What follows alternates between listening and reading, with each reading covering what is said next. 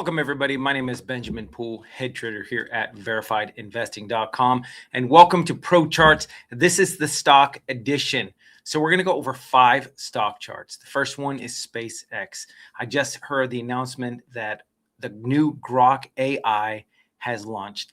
Now, it doesn't go live to the public until tomorrow, and I'm going to go over the chart of SpaceX to show you what I'm seeing and what the possibility for a move to the upside is. So let's dive right into the charts. The first one we're going to go over is SpaceX. If my charts will cooperate, here we go. All right, SpaceX.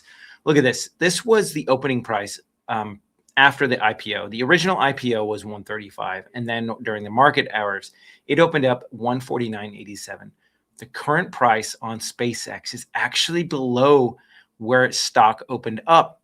Now, this is possibly really bullish news that Grok 4.5 is getting launched to the public.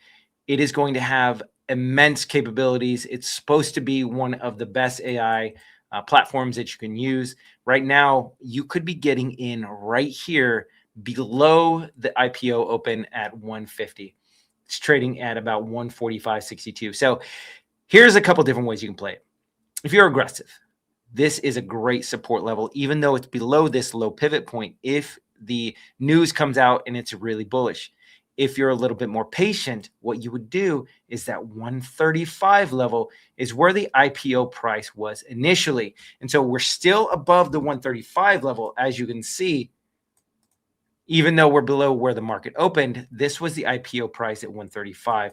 So if it does drop into this level, you should have not only retail investors eyeing this level, but also institutions who are willing to pick this up at 135.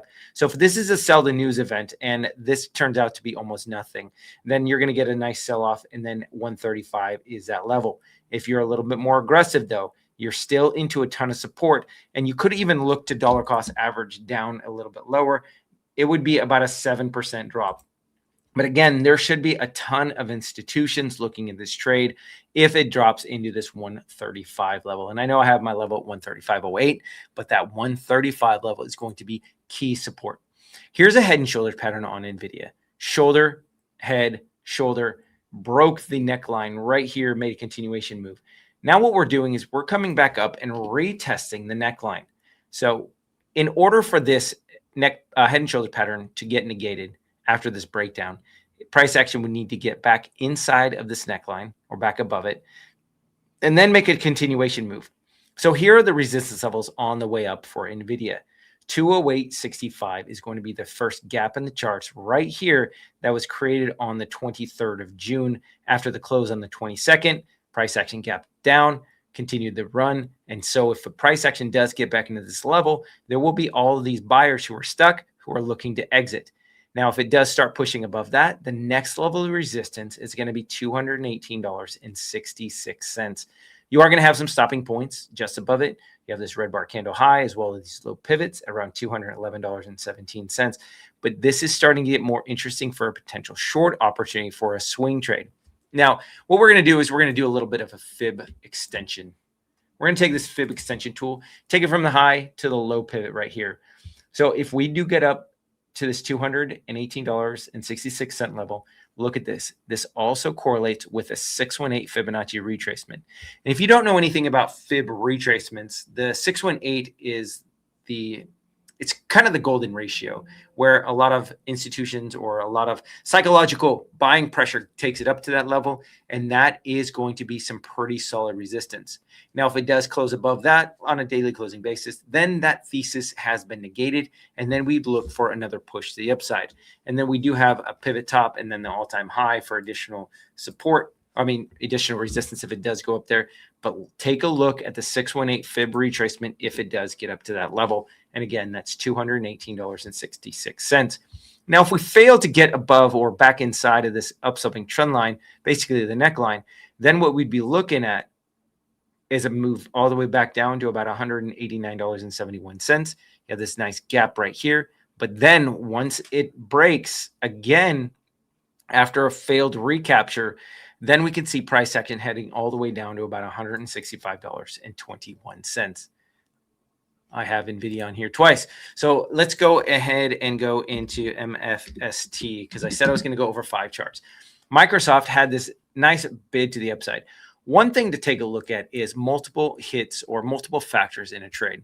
So I'm going to have this pivot top here, secondary hit, third hit, fourth hit. As you can see, it did break out right here, but price action then got back below this downsloping trend line after the breakout.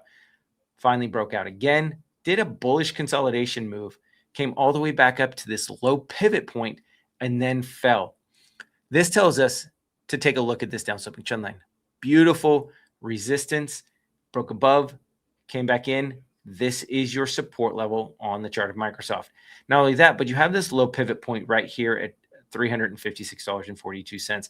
This was your swing trade long level right in this area. So now that this long play is already activated, what we do is look to see where the next level of resistance is. First level of resistance, this gap in the charts, kind of similar to what's happening with NVIDIA. If it does get into this level at $399.94, you should have a nice rejection off of that level.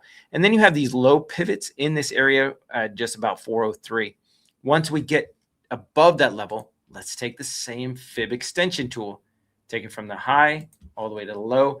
So then we'd look for all of this price consolidation at the 618 at $421.58. This would be your swing trade short level if you're a little bit more aggressive.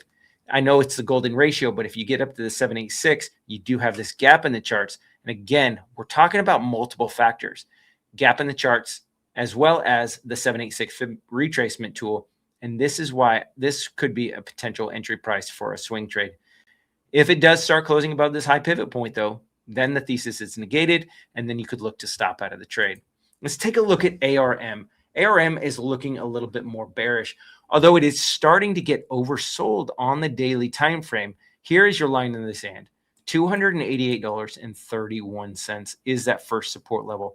Once it breaks, you don't have any additional support until really $256.73. So if you're aggressive, this is your support level. And if it does start closing below that on a daily closing basis, you could just look to re-enter it at 256.73, knowing you have additional support at this pivot top, secondary pivot, and then this wide range green bar candle where there's a ton of buying pressure. So 237.68 is going to be a major support level in the chart of ARM. Now let's take a look at Micron. This is one of the reasons that I love gaps in the charts when they get filled. Look at what happened. So you created this little gap. So price action closed right here at $891.88 on the 10th of June. Then on the 11th of June, we gapped up. It created this minor gap in the charts. However, look at the run that it made. There were people who were selling this right at this level or possibly buying this, possibly taking profits on the way up 40%. So now, once you get back into this gap, even though it's a small gap, that's a 30% drop on the chart of MU. So this is telling us that at one point in time, there were a lot of bulls on the board to get MU for a long play.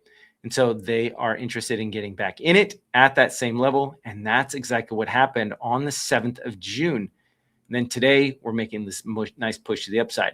So what this tells us, this gap in the charts has already been filled. So on the way up, we look for a gap that was created on the 6th of June all the way to the 7th of June. Look at this big gap to the downside. So once price action does push up to $984.75, this is starting to look good for a potential day trade if we can get up there in the next day or two. If price does start consolidating right underneath it, then this is no longer valid. However, if we can get up there tomorrow, should be a key resistance level. Now we're going to do the same thing, right? After a 28% move to the downside, we're going to take this fib extension tool all the way down and see if we can line it up with multiple factors. 618 fib retracement. You do have this pivot low, pivot high here, this wide range green bar candle, not really wide range, but a green bar candle. So you're going to have some resistance at $1,116.20. But again, no secondary factor really. So I'd still wait for the 786 Fibonacci retracement. The reason I would look for the 786 retracement on a stock like MU is because you do have the 886 fib retracement at 1213.58 for a potential shorting opportunity for additional resistance gap in the charts. And then you have the all-time high at around 1256.98. And that would be your stop out if it does close above that on a daily closing basis.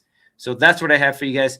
Thank you so much for joining me. If you could do me a favor and go ahead and smash that like button, go ahead and subscribe if you're not already, and then go ahead and ring that bell so you get notified when these videos drop. All right. Last but not least, we do have a course sale. We're giving you guys up to 40% off of the courses, the things that have created the base for us pro traders here at Verified Investing. You guys don't want to miss this sale. It's only going on until the 12th. So hop on board, get them now so you can start accelerating your trading career. And we'll see you next time in the charts.